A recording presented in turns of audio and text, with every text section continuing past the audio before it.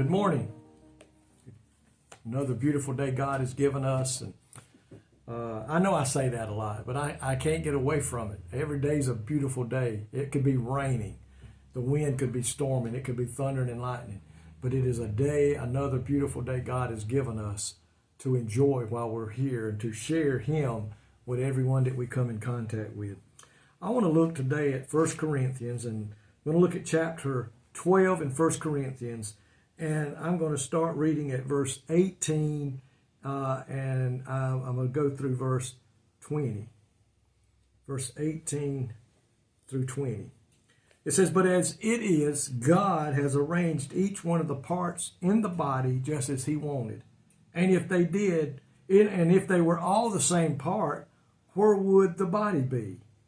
As it is, there are many parts, but one body." I want to talk off of that line right there today about the body of Christ, the church. When we talk about serving the church with talents and gifts, what comes to mind? Somebody singing in the choir, maybe a Sunday school teacher, maybe the musicians that play the piano, the drums, the guitars, whatever the case may be.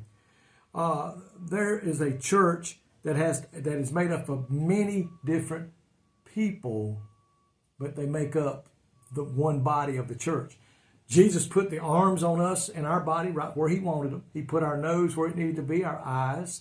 It would have been bad to have our legs up here and our hands, our arms on the bottom of our body to try to walk on. I would never get nowhere. He knew to put the arms here, the eyes here, the legs where they're at, just as He knows how to put the right people in the right places in our church. Church isn't a Sunday-only establishment. Have you ever thought about that? It's not a place and time, or it is a body of believers. Each one of us have been given a special gift by God. But I know I hear people, I don't know what my gift is. I don't know what God's wanting me to do. Seek God. Pray, fast, and ask God what would He have you do. And believe me, He will let you know beyond a shadow of a doubt that there is something for you to do. No single person, listen, I want everybody to understand it. No single person in the church is more valuable than any other. Get that straight in right now. Nobody in that church is more important than the other. Nobody. We've got to have a preacher. But if there's nobody in the pews to listen to preaching, nobody to help him run the church, he can't do it all. He'll never be good at anything. So then they have to be people, the body of Christ in the church.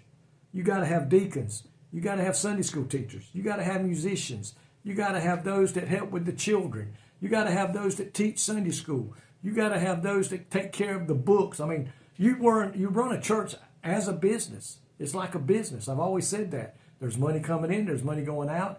But the difference is our end product is saved people.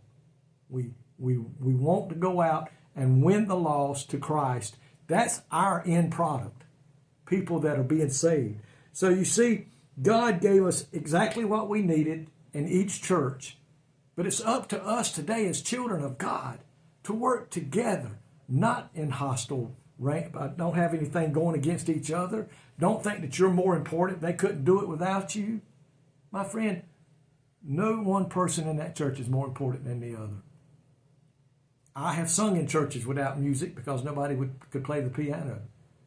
But it sure sounds a lot better when the person that's got that musical talent gets up there and plays that piano. We need prayer warriors in church that are praying for those in leadership, that they will be doing what God would have them to do. We need prayer warriors. We need those that go out and take care of the shut-in. We need those that go out and witness to people on the streets or in the hospital or at home. Everybody in that church is needed. To insist that you want to serve the church in a different capacity than what God has intended is like an ear saying it would rather be an eye. It don't work. If we had our ears in here, we'd be running into things. We take the call that God has placed upon our life, whatever it may be, and we do it to the best of our ability with the help of the Holy Spirit. And when we will unite for the common good of the church, the common good of the body of Christ, we're going to see great things happen. And we need to be doing that in this day in which we live. Time is of the essence. Time is quickly coming to an end. We in the body of Christ need to be working as one, united together to win the lost at any cost. Lord, thank you today. Help every church today, Lord, that is preaching the truth first. They need to preach the truth first. Thus what saith the word of the Lord. Next, the members of the church and the leadership need to work together for what you have us to do, that we may reach those that are lost. Help us to be at our very best for you, Lord, winning souls and leading them to you. In Jesus' name, amen. I love you today. May God richly bless you, and let's work for the common good of the church.